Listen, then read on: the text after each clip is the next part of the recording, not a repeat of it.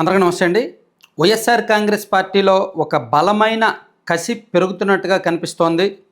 So వాళ్ళు గతంలో లేని విధంగా కాస్త దూకుడు పెంచినట్టే అనిపిస్తోంది. ఇది ఆ పార్టీకి ఎంతవరకు ఉపయోగపడుతుంది, రాజకీయంగా వాళ్ళని ఎంత పైకెక్కిస్తుంది అనేది పక్కన పెడితే, కాస్త విధానాలు మార్చుకుంటే, కొంత స్ట్రాటజీ మార్చుకుంటే, కాస్త రియాలిటీలోకి వస్తే, 2024లో ఎందుకు ఓడిపోయాము అనే నిజాలను గ్రహిస్తే, ఆ ఓటమికి గల కారణాలు తమకు తాముగా విశ్లేషించుకొని జనంలోకి వెళ్ళి విధానాల్లో మార్పు చేసుకుంటే మేబీ వైసీపీ పుంజుకునే అవకాశాలు పుష్కలంగా ఉంటాయి. ఎందుకంటే కూటమి మీద వ్యతిరేకత ఉంది కాబట్టి, కూటమి మీద గ్రౌండ్ లెవెల్లో ఎమ్మెల్యేల మీద, వాళ్ళ పనితీరు మీద అండ్ విచ్చలవిడి అవినీతి వ్యవహారాల మీద వ్యతిరేకత ఉంది కాబట్టి, మాటలు ఎక్కువ చేతలు తక్కువగా ఉన్నాయి కాబట్టి, చెప్పిన హామీలు పూర్తి స్థాయిలో నెరవేర్చట్లేదు కాబట్టి కూటమి మీద కొంత వ్యతిరేకత ఉంది. అయితే నేను ఇక్కడేం వైసీపీని పూర్తిగా గెలుస్తుందని చెప్పట్లేదు, కానీ గతంతో పోలిస్తే అంటే 2024లో ఓడిపోయారు, 2026 అంటే ఓడిపోయి 2 ఏళ్ళు అవుతుంది. ఈ 2 ఏళ్లలో పార్టీ విధానాలు మారలేదు, బట్ స్ట్రాటజీ మారింది. మారాల్సింది విధానం, స్ట్రాటజీ కాదు. స్ట్రాటజీ ఏ విధంగా మారిందంటే, ప్రతి చిన్న విషయాన్ని కూడా రచ్చ చేస్తున్నారు, గొడవ చేస్తున్నారు, రాష్ట్ర స్థాయి అంశంగా మారుస్తున్నారు. జగన్మోహన్ రెడ్డి గారి వరకు ఇన్వాల్వ్ అవుతున్నారు, దాన్ని హై ఫోకస్ వచ్చేలా, హైలీ డిస్కషన్ జరిగేలా చేస్తున్నారు.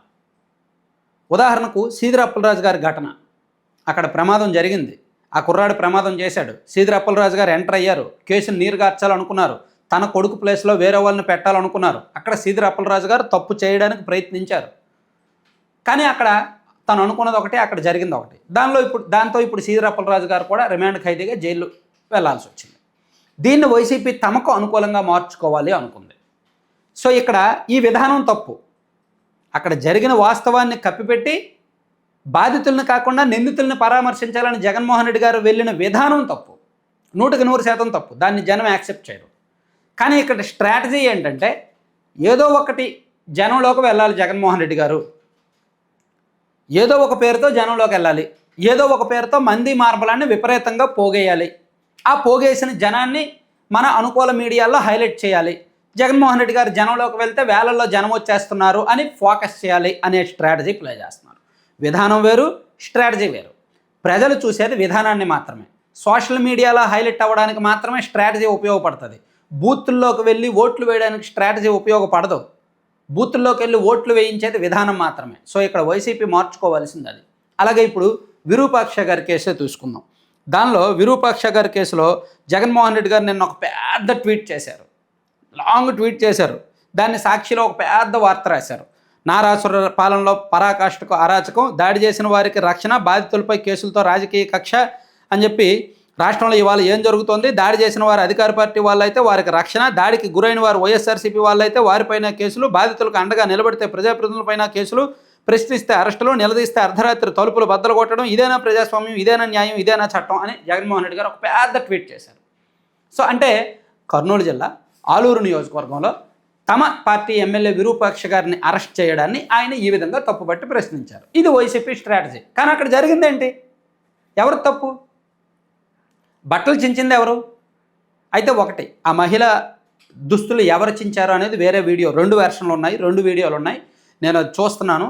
చూసి నిజంగా తప్పు టీడీపీదా వైసీపీదా అనేది నేను సెపరేట్ వీడియో చేస్తాను ఆ ఘటనకు సంబంధించి. సో దాన్ని కూడా వైసీపీ రాష్ట్ర వ్యాప్తంగా ఒక పెద్ద అంశంగా తీసుకురావాలనుకుంటోంది. అలా ప్రతి అంశాన్ని, ఎక్కడ ఏం జరుగుతున్నా, మెగా డిఎస్సి, నిజంగా మెగా డిఎస్సిలో తప్పులు దొరికితే ఆ పరీక్ష రాసిన అభ్యర్థులే ఊరుకోరు. దాదాపుగా 7 లక్షల మంది ఆ పరీక్ష రాస్తే 15,000 మందికి ఉద్యోగాలు వచ్చాయి. మిగిలిన 6.5 లక్షల మందికి పైగా ఊరుకోరు. నిజంగా దానిలో తప్పులు జరిగితే, అక్రమాలు జరిగితే, అన్యాయం జరిగితే. అందులో ఏమీ జరగలేదు, ట్రాన్స్పరెన్సీ కనిపిస్తోంది కాబట్టే లక్షలాది మంది సైలెంట్గా ఉన్నారు. ఇక్కడ వాళ్ళు సైలెంట్గా ఉన్నారు కదా, సరే మనం చెయ్యలేనిది కూటమి చేసింది కదా, సరే వదిలేద్దాం, మళ్ళీ నెక్స్ట్ మనం అధికారంలోకి వచ్చినప్పుడు మరో డిఎస్సి ఇద్దాం, అది విధానం, వైసీపీ మార్చుకోవాల్సిన విధానం. అలా కాకుండా వారు పెట్టిన డిఎస్సిలో తప్పులు జరిగాయి, ఆ డిఎస్సి నియామకాలు రద్దు చేయాలి, కొత్తగా మళ్ళీ డిఎస్సి ఇవ్వాలి, లోకేష్ గారు రాజీనామా చేయాలి అని అర్థం పర్థం లేని ఆరోపణలు చేసి, ఆధారాలు లేని ఆరోపణలు చేసి బురద చల్లడం అవివేకం, అజ్ఞానం. అది వైసీపీ స్ట్రాటజీ. అంటే మెగా డిఎస్సి విషయంలో కూడా విధానం మారకుండా స్ట్రాటజీ ప్లే చేస్తున్నారు. స్ట్రాటజీ ఎక్కువ కాలం వర్కౌట్ అవ్వదు. స్ట్రాటజీ అధికారంలోకి తీసుకురావడానికి ఉపయోగపడదు. 2019లో వైసీపీ అధికారంలోకి తీసుకురావడానికి ఇటువంటి స్ట్రాటజీలే ప్లే చేశారు.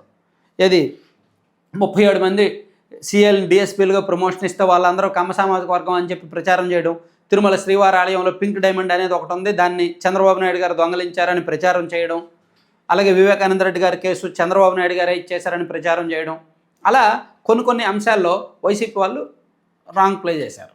ఆ స్ట్రాటజీలు వర్కౌట్ అయ్యాయి. ఎప్పుడు కూడా స్ట్రాటజీలు వర్కౌట్ అవ్వవు, అవి శాశ్వతం కాదు, అది ఇన్స్టాంట్గా పైకి తీసుకురావడానికే ఉపయోగపడతాయి.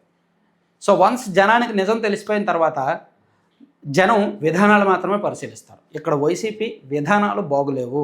మీరు ఎన్ని స్ట్రాటజీలు ప్లే చేసినా సరే సోషల్ మీడియా వరకు ఉపయోగపడతాయి తప్ప, ఫోటోల వరకు, ఫోకస్ వరకు, సెల్ఫ్ ఎలివేషన్ వరకు ఉపయోగపడతాయి తప్ప జనంలో ఓట్లు వేయించుకోవడానికి ఉపయోగపడవు.